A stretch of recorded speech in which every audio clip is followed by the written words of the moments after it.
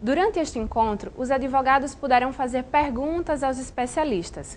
O Em Dia com a Justiça esteve lá e reproduz as dúvidas mais frequentes e as respostas dadas por quem entende do sistema virtualizado.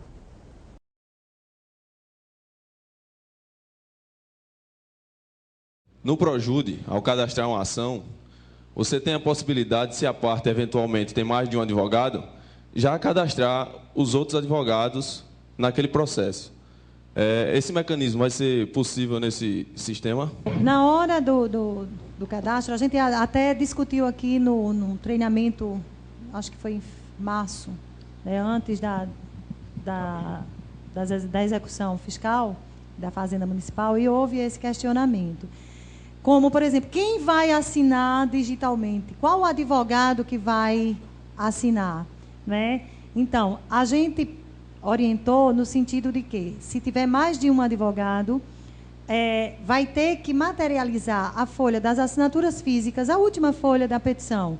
Todos assinam, junta aos autos, digitaliza junto aos autos, remete para o cartório, tá? E na hora do cadastro, lá no setor de distribuição, aquele advogado que assinou digitalmente, o nome vai estar lá. E os demais, o cartório de distribuição fará o cadastro, dos que tiverem assinado fisicamente a procuração.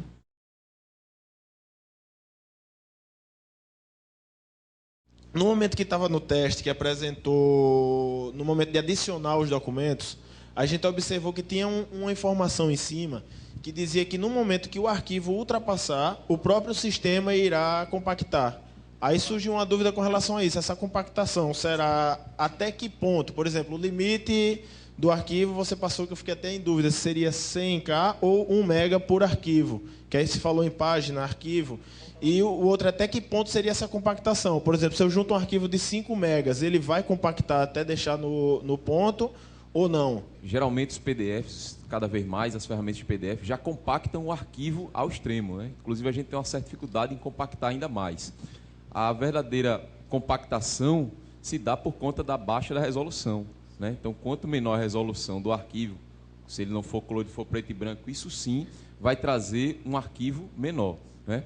Então, essa compactação seria um proforme somente para um arquivo, um formato exacerbado de ser de PDF extremamente grande, né? O que a gente tem que se preocupar, o foco é não ter numa página PDF, né? Isso existe ferramentas inúmeras na internet que conseguem saber qual a página que está fora do padrão, e ali você consegue diminuir ela, né? Que ela não passe de 200K. Isso é que é realmente o interessante da coisa. A primeira é em relação às partes. Se elas vão ter condições ainda de poder acompanhar o processo delas no processo. E a minha outra dúvida é, por exemplo, tem 2 advogados no processo, Maria e João. E Maria, ela faz a primeira, peticiona primeiro. E aí, depois de um tempo, o João quer colocar um documento no processo. Só a Maria que vai poder colocar, ou ele pode ir lá e colocar também? Se a Maria e o João estiverem cadastrados, ela pode, se só o João entra com o documento, Maria pode também botar o documento que ele esqueceu, ele está viajando e não tem um lugar que não tem web. Pode, perfeitamente. Agora, só com o certificado digital do João. Maria colocou o dela, né? E aquela primeira pergunta, naturalmente, as partes ficam com a consulta fica aberta. A grande ferramenta dessa virtualização nossa é o quê? É a transparência, aquilo que eu disse lá no começo. Quanto mais transparente a gente for para os advogados, para as partes, mais transparência o judiciário se chega para todo mundo.